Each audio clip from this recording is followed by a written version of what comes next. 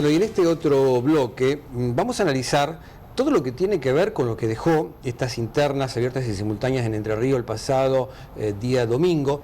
Hoy me acompaña aquí en los estudios de Cablevisión el licenciado Maximiliano Gómez, que además es co-conductor de Mi Ciudad Mi Gente en Somos Paraná y flamante profesional de este ámbito, y que además nos dio una mano enorme el fin de semana en la transmisión gigante que realizamos de 6 horas, donde cubrimos el día a día de lo que fue la elección. Maxi, muy buenas noches y gracias por venir a este espacio. Buenas noches, Raúl. Felicidades por el Día del Trabajador de la Televisión. Igualmente a vos también. Y bueno, gracias y un gusto estar acá compartiendo esta oportunidad de análisis que no tuvimos el domingo por la noche debido a la excesiva demora que hubo en la carga de los datos del escrutinio provisorio, lo que generó que nosotros finalizáramos la transmisión a las 12 de la noche con el 2% de las mesas escrutadas, y que fuera una de las noticias del lunes la falta de datos oficiales a la primera hora de la mañana. Así que seguramente eso que nos había quedado pendiente lo podemos hacer ahora. Y no solo eso, hay que decir que nosotros veíamos recién lo que fue el acto en la sede de campaña del Frente Victoria, donde tanto Blanca Osuna como Gustavo Bordet, sin dar números puntuales, se adjudicaron el triunfo como correspondía, pero no había números puntuales como para analizar en ese momento, porque la información de intendente llegó creo que 10, 11 de la mañana con las primeras mesas escrutadas. Así es, el escrutinio finalizó a las 13 horas, recién a nivel nacional. El día lunes. Del día lunes. Maxim, como especialista y analista político, ¿qué es lo primero que comentás vos o analizás de esta jornada? Son varias cuestiones que resaltan. En primer lugar, hay que recordar que nos encontramos ante una cita electoral trascendental, porque la primera vez que Entre Ríos tiene elecciones primarias abiertas, simultáneas y obligatorias para los cargos de gobernador e intendente.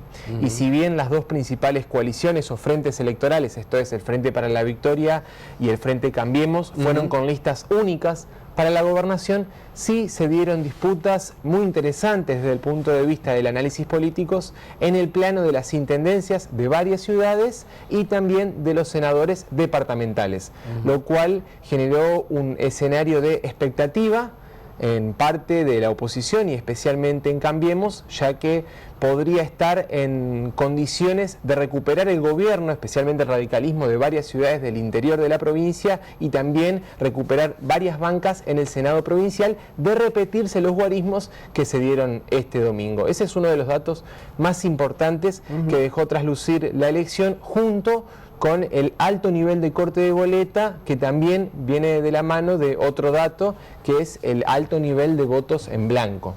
Fíjate que la cantidad de votos en blanco, recurridos y también anulados, son 141.000. Es un número llamativo y muy preocupante, me parece, para la democracia. Sin duda, porque estaríamos hablando de votos en blanco que estarían en el orden del 20%. Bueno, es decir, que se estaría ubicando el voto en blanco como tercera fuerza. Tercera fuerza como candidato a gobernador después de Bordet y de Angeli. ¿Por qué pensás que la gente votó en blanco? A mí me parece que uno de los motivos tiene que ver con la gran confusión que genera el sistema electoral de boleta sábana en una elección de estas características. Tengamos en cuenta que puntualmente en el cuarto oscuro de la ciudad de Paraná, el ciudadano a la hora de ir a votar se encontró con 30 boletas, cada una de una extensión superior a 1 metro, sobre todo aquellas que tenían tanto categoría de presidente como de gobernador e intendente. Entonces, la gran confusión que esto generó en la gente a la hora de votar se vio reflejada durante toda la jornada en las redes sociales, en también las quejas y las denuncias por las demoras en el desarrollo de los comicios y algunos problemas en lo que tiene que ver con irregularidades en la distribución y la presencia de las boletas de todos los partidos en el cuarto oscuro, algo que no fue nuevo en esta elección, sino que es un tema recurrente. Entonces me parece que el alto nivel de voto en blanco se puede explicar a partir de la confusión que genera este sistema electoral de boletas sábanas de más de 1 metro, que fue lo que se encontró el ciudadano entrerriano cuando fue a votar. Vos sabés que yo estuve sumando los votos en blanco, anulados y recurridos de todas las categorías que participaron el fin de semana, es decir, candidatos a diputados nacionales, diputados y senadores provinciales, concejales, intendente, gobernador. Llegamos a casi 250.000 en cuanto a todos los rubros. Esto es alarmante. Además, fíjate, me pasó a mí, yo me impresioné con la gran cantidad de boletas todas juntas, esas 29, 30 propuestas, llamaba la atención. Pero no creo que la gente haya llevado tijera o regla para cortar, llevó el voto cortado ya la gente. la boleta cortada. Se puede visualizar cuando se hace un análisis diferenciado de las distintas categorías que hubo un importante corte de boleta. Y eso también llevó a que determinados sectores de la elección fueran mucho más reñidos. Por ejemplo, las disputas por las senadurías provinciales fueron muy reñidas. En la sumatoria de los votos entre el Frente para la Victoria y Cambiemos hay una disputa muy ajustada que, de repetirse en octubre, estos guarismos estarían llevando a que tengamos que contar voto a voto para la definición de los senadores provinciales. En el caso de Paraná, por ejemplo, la lista de Cambiemos para la senaduría sumó el 36,55% de los votos, mientras que el Frente para la Victoria tuvo el 34,18%, es decir, tan solo 2 puntos porcentuales de diferencia en la disputa por la senaduría del departamento Paraná, lo cual, de repetirse en octubre, repito, estaría generando que se tenga que contar voto a voto hasta último momento para definir el nuevo mapa político de la provincia. Yo estaba viendo algunos borradores de números y en estas elecciones PASO el Frente para la Victoria perdió 6 departamentos con la candidatura a senador, tengo entendido, en Entre Ríos. Así es. La oposición, de manos del Frente Cambiemos, se impuso en 5 departamentos y el Frente Renovador se impuso en el departamento Villaguay, que es precisamente cuya ciudad cabecera gobierna el actual candidato a gobernador y actual intendente de Villaguay, Adrián Fuertes. Cambiemos se impuso en los departamentos de Paraná, Federación, Diamante, Victoria y Tala. En algunos de ellos llevó candidatos únicos y en otros casos llevó 2 o más candidatos donde la sumatoria de los votos del Frente Electoral logra imponerse por sobre la sumatoria de los votos del Frente para la Victoria, que también tuvo interna en algunos departamentos, pero en la gran mayoría llevó candidatos únicos. Y por el lado del Frente Renovador se quedó con el departamento Villaguay, lo cual abre un escenario en términos del análisis político interesante para octubre, porque estaría permitiendo recuperar a la Cámara de Senadores la presencia de partidos del espectro opositor. Hoy por hoy, Entre Ríos tiene 17 senadores y pertenecen todos al Frente para la Victoria. Ahí se produciría un quiebre, si se vuelven a repetir los resultados del pasado domingo, ¿no?, en el Senado. Tiene que ver, a mí me parece, con una modificación a la tendencia del voto que yo la puedo explicar a partir de 2 hechos de relevancia. A ver. Primero, departamentos que históricamente han sido más amigables o tendientes a favorecer al radicalismo. Un radicalismo que claramente hoy está en crisis. Ha sido la primera elección desde 1983 en la cual el Partido Centenario no ha concurrido con un candidato a gobernador propio en la provincia de Entre Ríos, pero que aún conserva un buen armado político en el interior de distintos pueblos y ciudades a partir de la presencia que ha logrado históricamente el Partido Centenario. Me parece que la recuperación de algunos departamentos tiene que ver con esto, con una recuperación en los espacios locales del radicalismo en una provincia que, digámoslo, ha sido favorable a votar al Centenario Partido, como es el caso de Entre Ríos, del 83 a la fecha, tendencia que se cortó claramente con la crisis política e institucional del 2001 y la debacle que significó el gobierno de Sergio Montiel durante los años de la Alianza. Pero también tiene que ver con otra cuestión que está muy vinculada con el comportamiento del electorado rural. Es decir, la crisis que hoy está padeciendo buena parte de los sectores vinculados con el campo, no solo los productores, sino los pueblos cuyas economías dependen del movimiento económico de los sectores rurales, también han generado un cierto voto castigo a la lista del oficialismo y del Frente para la Victoria, que creo que lo estamos viendo reflejados especialmente en los espacios de los departamentos y también en lo que tiene que ver con la elección presidencial. Otro de los temas que también no deja de llamar la atención es que lo que es el cuerpo de elegir para el delegado del Parlasur también sufrió un corte muy importante. Esto creo que la gente no lo tiene claro o ve que no es algo que sea muy bueno. No es algo que lo tenga analizado en detalle, digamos, con instrumentos científicos para poder dar una opinión acertada. En términos de lo que es mi lectura sobre esto, creo que hay un descontento importante por parte de vastos sectores de la ciudadanía en lo que tiene que ver con esta elección del Parlasur, en donde se están eligiendo parlamentarios para un parlamento que no es tal, que no funciona, ya que vamos a recordarle a la gente, el Parlamento del Mercosur, si bien está conformado, recién estaría operativo en el año 2020 y mientras tanto, las declaraciones que de allí emerjan no tienen fuerza de ley en los países, sino que simplemente son recomendaciones que están sujetas a que un presidente tenga mayor o menor deseo de poder llevarlas a cabo. Entonces me parece que hay cierto descontento en algunos sectores de la población con esta elección de algo que en realidad no es tal. Y ha habido un corte importante de boleta en Entre Ríos, un corte que también se ha dado en la provincia de Santa Fe, por lo cual yo creo que es un fenómeno que vamos a tener que ver qué pasa en octubre, pero creo que se puede intensificar. Corregime vos si me equivoco, pero tengo entendido que Paraguay es el único país que ya tiene parlamentarios del Parlasur, a pesar de, como dijo Maxi recién, no va a ser operativo hasta el año 2020. Y otro de los elementos que tal vez ha llevado a confusión y también un rechazo de la sociedad es teniendo en cuenta que se ha difundido cuál es la función de reunirse al menos 1 o 2 veces en un solo país, y también el excesivo o costoso o alto sueldo o erogación que se le va a dar a quienes van a ocupar este cargo por una tarea muy particular, por decirlo así, ¿no? Exactamente. Paraguay es el único país del Mercosur que ha elegido democráticamente a sus parlamentarios. Estos parlamentarios van a asumir en el año 2020. Quienes ya están en funciones, tanto de Paraguay como de otros países, no son elegidos directamente por el pueblo, sino que han sido seleccionados por sus respectivos congresos. Estamos hablando de diputados y senadores a quienes además se le ha adosado la función de ser parlamentarios del Mercosur. Esto ha generado, digamos, determinadas inversiones de dinero, de viáticos, para un organismo que, como decíamos recién, no funciona como tal, y ni siquiera tiene su trabajo fuerza de ley en los países que forman parte del bloque regional, sino que en realidad son meras recomendaciones. Esto creo que es uno de los elementos que ha generado un descontento por parte de distintos sectores de la población. Maxi, yendo de lo que fue la elección dentro de las internas para elegir intendente, hay que decir que fue muy reñido, por ejemplo, dentro del Frente para la Victoria, porque había 4 candidatos. Obviamente ganó la actual intendenta, Blanca Osuna, que además ya quedó consagrada para ir a las elecciones de octubre. Obtuvo 31.000 votos, su compañero y viceintendente obtuvo 10.000, bueno, 8.000 Rubén Almará, Elías 3.400. ¿Qué lectura haces como especialista en el tema, Maxi, de esta elección del Frente para la Victoria? Porque, a ver, lo primero uno dice, bueno, ¿se sumará todo esto a los 31.000 votos que obtuvo Blanca Osuna en las elecciones de octubre?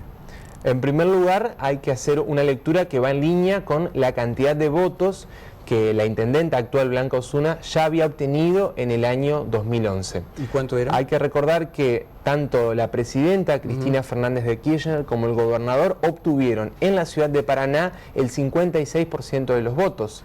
En cambio, Blanca Osuna, a pesar de ser favorecida por el arrastre de la boleta sábana y de integrarla, obtuvo tan solo el 36% de los votos. Es decir, que hubo un 20% de corte de boleta en contra del actual intendente. Claro, de lo que pasó hace 4 años. De lo que pasó hace 4 años. Entonces ya estamos hablando de una, si se quiere, legitimidad segmentada, con la cual la intendenta llega a ocupar su cargo, ya que no contaba con el mismo nivel de respaldo popular que sí contaban en Paraná, en ese momento, el gobernador y la presidenta. Entonces, los guarismos de la elección de este domingo, y hablar de 31.254 votos, a mi entender, está demostrando el techo electoral que tiene la actual intendenta, por la cual se le va a hacer cuesta arriba. Algún otro observador va a decir, bueno, los votos de Gran, los votos de Almará, los votos de Elías, que estamos hablando de 21.000 votos más, se pueden sumar a los 31.000. Es una observación que es muy válida porque estamos hablando del conjunto de votos que ha obtenido el Frente para la Victoria entre sus 4 precandidatos. Y eso diría que el porcentaje de 36 se eleve. Se eleve por 4 puntos sobre Cambiemos, que obtuvo 37. De todas formas, hay que hacer 2 salvedades. La primera, de que Sergio Barisco quedó como el candidato más votado de las PASO en Paraná, obteniendo 44.000 votos contra 31.000 de la actual intendenta. Y segundo, que también 2 de los precandidatos, que son el actual viceintendente Gastón Gran y el locutor Rubén Almará, han tenido furibundas críticas durante todos estos meses y especialmente durante la campaña contra la actual intendenta. De hecho, en el día de ayer el viceintendente reconoció la derrota, pero fue muy claro al decir: hemos sido derrotados, pero no vamos a ser sometidos. Por lo cual cuesta creer que de forma automática los votos que obtuvieron los distintos precandidatos del Frente para la Victoria vayan a parar a manos de la actual intendenta en octubre.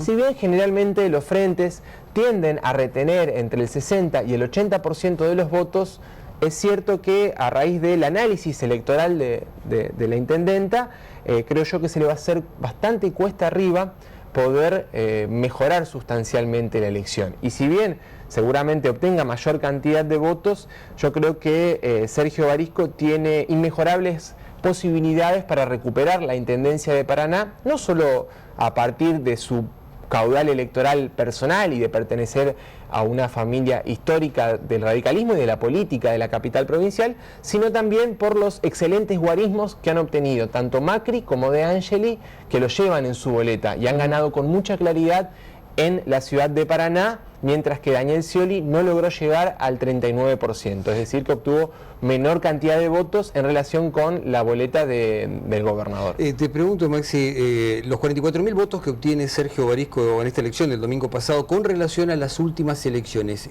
¿creció?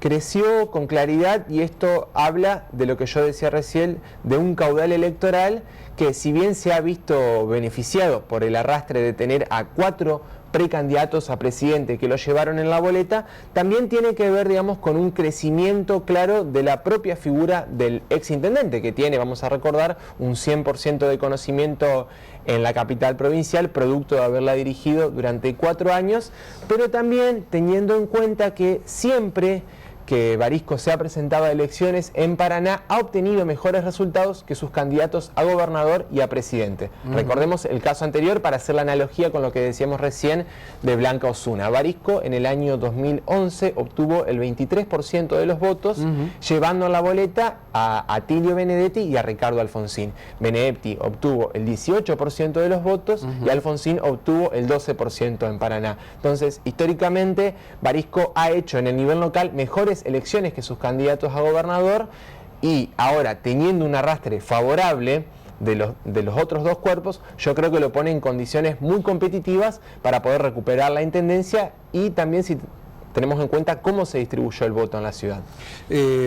La interna del masismo, que llevaba 4 candidatos, arrojó la victoria de un dirigente joven que el miércoles pasado estuvo aquí en el piso de Cablevisión grabando con nosotros, como es Fernando Quinodós, un hombre muy ligado al Club Patronato en su momento, con el ascenso del Argentino B al A y luego al Nacional B.